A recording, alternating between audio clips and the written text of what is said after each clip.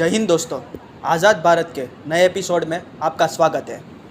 पिछले वीडियो में हमने नेहरू के ऊपर बात की थी कि नेहरू ने क्यों भारत का राज्यों का विभाजन भाषा के आधार पर किया था।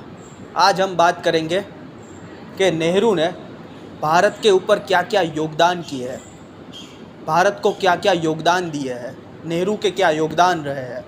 तो चलिए स्टार्ट करते हैं।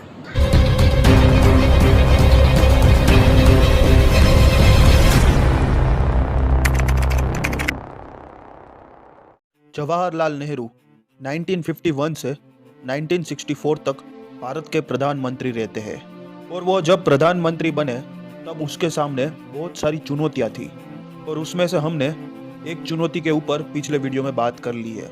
नेहरू भारत को एक मजबूत राष्ट्र बनाना चाहते थे और मजबूत राष्ट्र बनाने के लिए मजबूत अर्थव्यवस्था होनी चाहिए।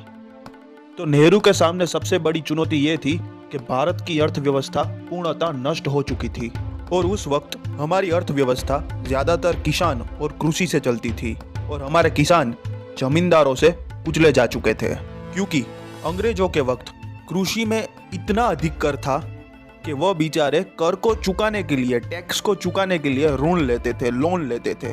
फिर क्या, लोन इतनी अधिक ले ली, ऋण इतना अधिक ले लिया कि वह बेचारे को अपनी जमीन जमींदारों को बेचनी पड़ी और वह किसानों को अपनी जमीन में ही मजदूरी करनी पड़ी।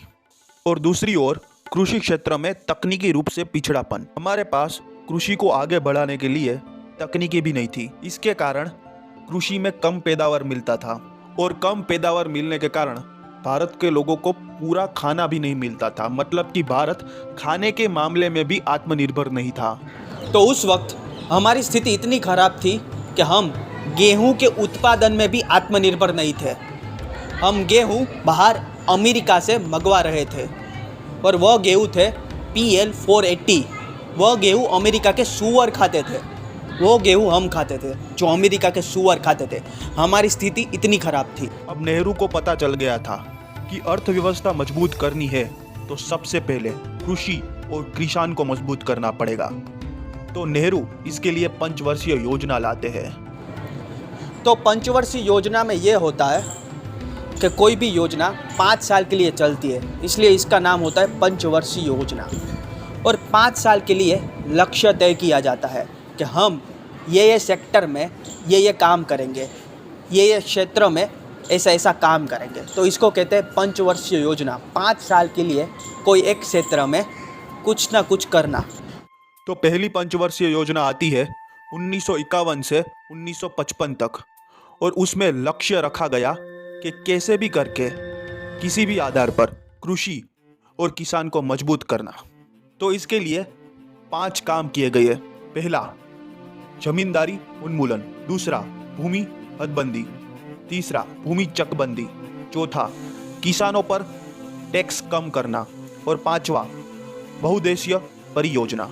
जमींदारी उन्मूलन यह था कि जो जमीन किसानों की है वह जमीन अब से किसानों की ही रहेगी, परंतु जो जमीन जमींदारों ने किसानों से गैर कानूनी तौर से छीनी है वह जमीन फिर से किसानों को लौटाना। परंतु जमींदारी उन्मूलन सफल नहीं हो पाया, क्योंकि उस वक्त जमीन रखना हमारा मूलभूत अधिकार होता था और जो भी चीज संविधान के मूलभूत अधिकार में आती है वह चीज कोई आदमी या फिर सरकार नहीं छीन सकती। दूसरा, भूमि हदबंदी यह है कि एक सीमा तय कर दी कि इतनी सीमा से अधिक कोई भी व्यक्ति जमीन नहीं रख सकता। यह भी सफल नहीं हुआ, क्योंकि जमीन की सीमा व्यक्ति के आधार पर तय की, ना कि परिवार के आधार पर।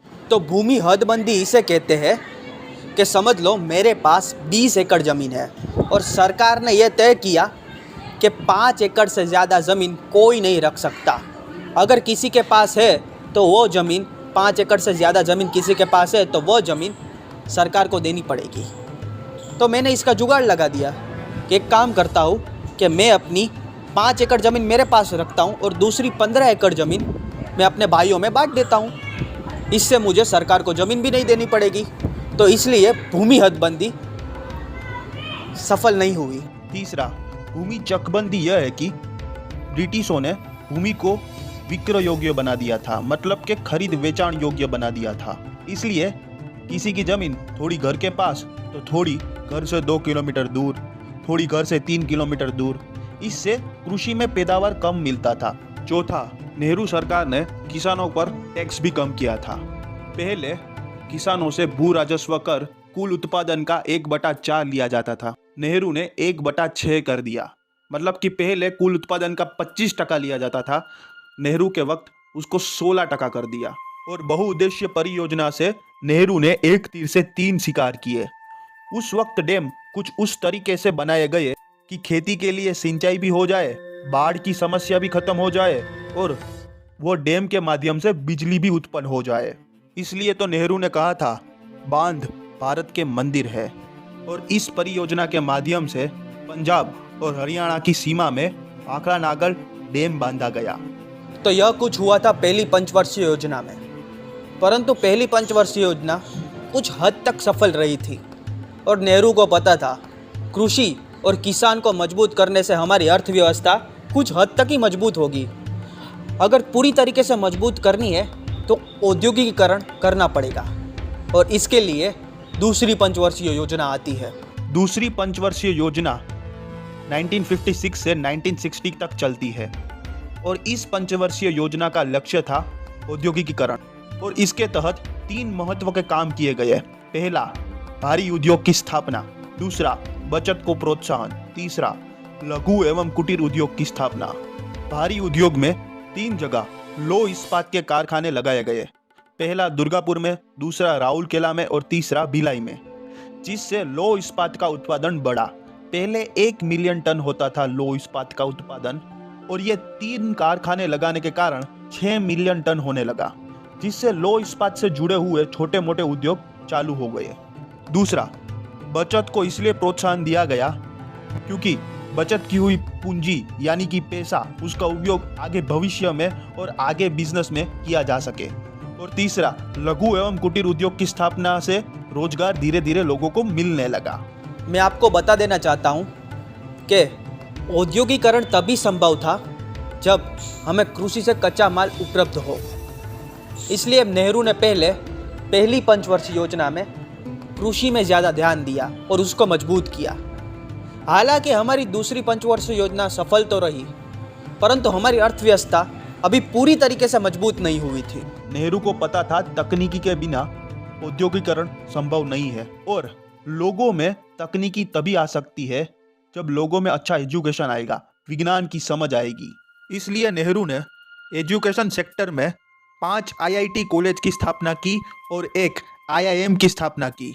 और विज्ञान के क्षेत्र में परमाणु ऊर्जा आयोग का गठन किया, परमाणु ऊर्जा विभाग का गठन किया और पहला परमाणु रिएक्टर बॉम्बे के ट्राम्बे में स्थापित हुआ। और CSIR की स्थापना की, इसरो की स्थापना की और थुम्बा में रॉकेट प्रक्षेपण केंद्र की स्थापना की। वैज्ञानिक क्षेत्र में ये सारी संस्थाओं की स्थापना में नेहरू की मदद होमी जहांगीर भाभा, मेघनाथ शाह तथा M विश्वेश्वरैया जैसे अनेक वैज्ञानिकों ने की। तो ये थे नेहरू के कुछ योगदान भारत को लेकर। हालांकि नेहरू को पता था कि मजबूत अर्थव्यवस्था से ही राष्ट्र निर्माण नहीं होगा, राष्ट्र के निर्माण के लिए मजबूत विदेश नीति भी चाहिए।